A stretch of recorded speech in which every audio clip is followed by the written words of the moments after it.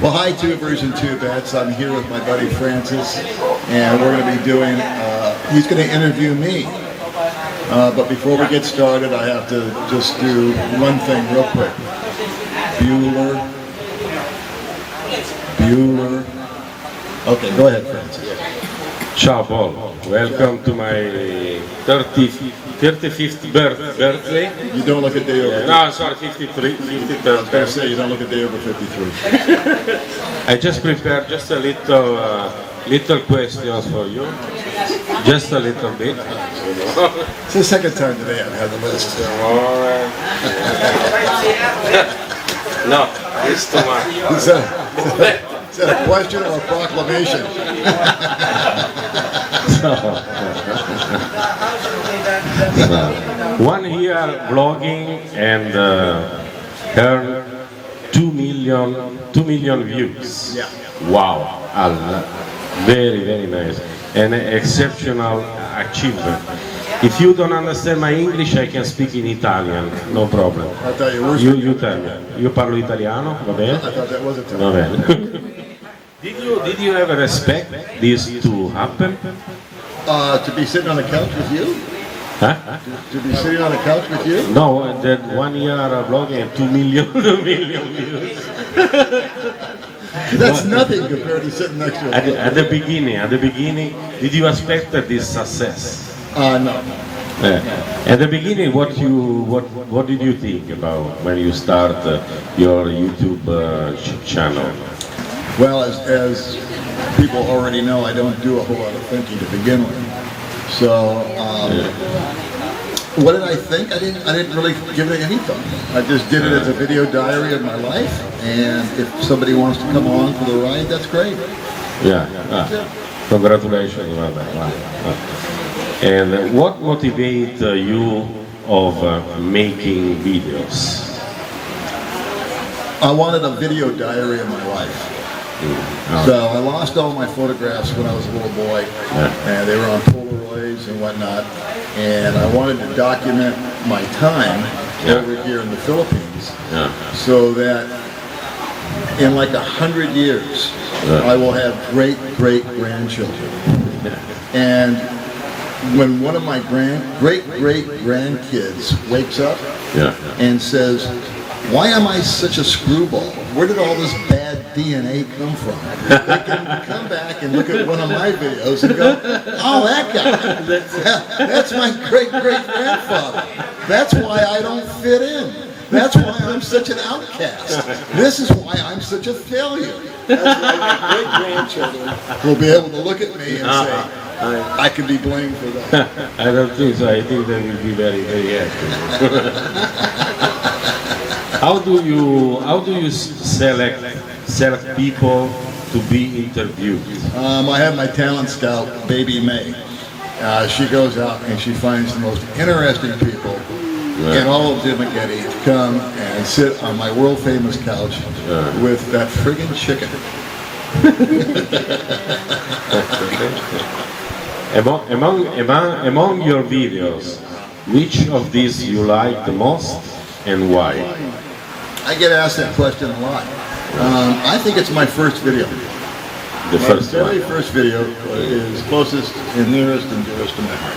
And it's called Why I Moved to the Philippines. Why you moved to the Philippines? Nice. Yeah. So that is look like one change completely your life and start a new life. Yeah, and forgot everything in the past, that's it. Yeah, I like it the most because it wasn't made for YouTube. It was a Facebook video that I made, and people contacted me and said, "You need to start a YouTube channel." And so that was kind of the catalyst, that was sort of the genesis of the channel. That's it. And then, how important empathy is to when you're doing your videos? Empathy with the person that you interview. Okay. I don't know how to answer that. Empathy. All my interviews are spontaneous. I don't script them. I don't think about them. Half the time I don't know the person. So empathy is something that I think just gets conveyed. It gets conveyed without trying to. You know what I'm saying? Yeah. It's a dynamic. Yeah. It's a synergy that happens between two people. So nothing is prepared before, nothing, questions, everything, nothing is prepared. Nothing's Not natural, like that. Nothing is prepared, nothing is planned, and it shows.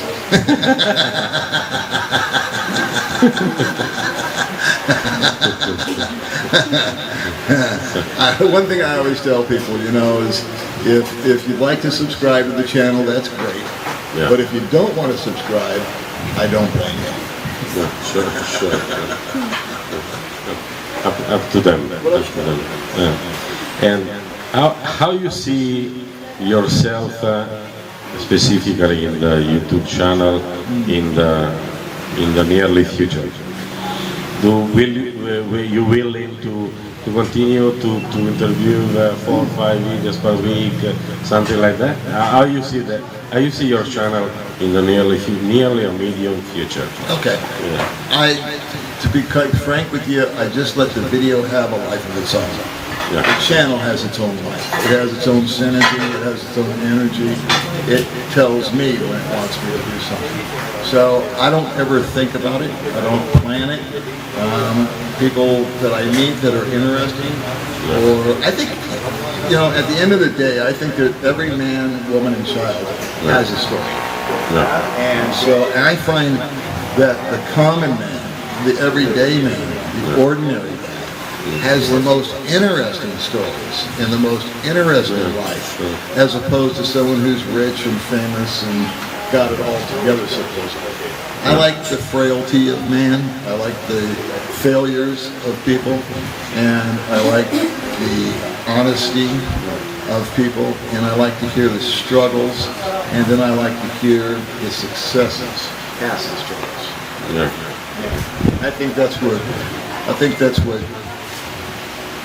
interests me and keeps me moving. The genuine people, real stories, real life. You know what? You can't make a lot of this stuff up. And the truth is always so much more interesting than fiction. And a lie is boring, but the truth is fascinating. Yes. So if a person can sit down and admit their failures and admit their shortcomings, people can relate to that because we're flawed people.